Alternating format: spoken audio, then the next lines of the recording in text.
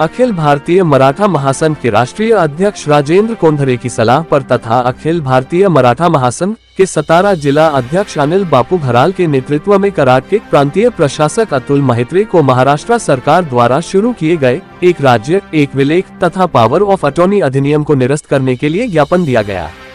इस अवसर पर जिला उपाध्यक्ष धनजी माने, जिला महासचिव विवेक कुराडे, जिला उपाध्यक्ष महेश पाटिल, कराड दक्षिण तालुका अध्यक्ष युवराज कुराडे, जिला सोशल मीडिया प्रमुख सूरज जाधव, कराड दक्षिण तालुका उपाध्यक्ष अमर पाटिल, जिला उपाध्यक्ष किरण पाटिल, ब्यूरो चीफ विद्या मोरे, अर्चना जाधव, जयवंत पाटिल, दिलीप पाटिल, संदीप जाधव आदि उपस्थित थे।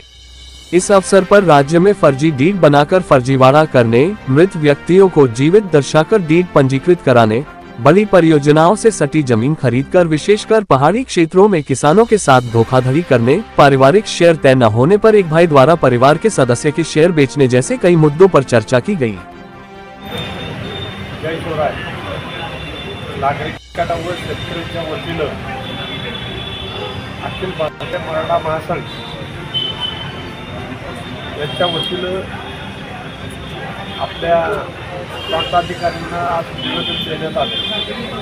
निवेदन देण्याचं कारण असं जे सरकारनं मुद्रांक कुठेही कसाही केला जाईल असं ते चालू ठिकाणं अशी आहे। राज्यात बनावट व्यक्ती उभा करून दस्त होण्याची शक्यता आहे। मृत व्यक्ती जिवंत दाखवून दस्त होण्याची शक्यता आहे।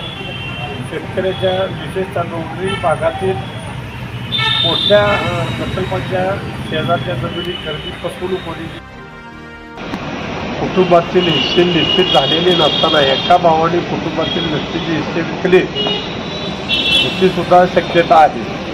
सामायिक मालकीची इमारतीत एकाच हिस्सेदाराने लीज डीड करले याची सुद्धा शक्यता आहे।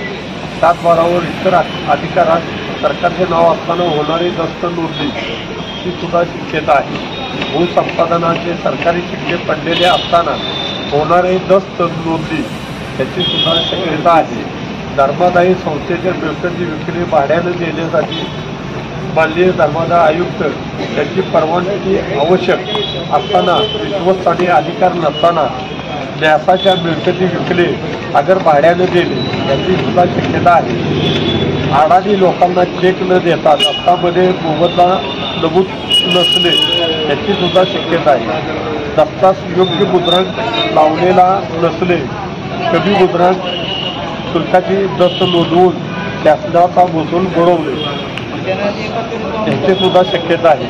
सरकारी गृहरचना संस्थांच्या जमिनीत साईड मार्जिनच्या जागा, इमारतीच्या common parking, visitors parking, basement, terrace विक्रीचे दस्त करणे, विकासक व सोसायटी चेअरमन सेक्रेटरी यादी विकले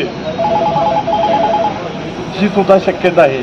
याच्या वेळोवेळी तक्रारी शासन, महसूल, पोलीस इत्यादी विभागाकडे दाखल होत आहेत। याकरता आम्ही हा पहिला पाऊल उचललेला आहे आणि याची जनजागृती करून लोकांपर्यंत हा विषय न्यायचा आमचा मानस आहे।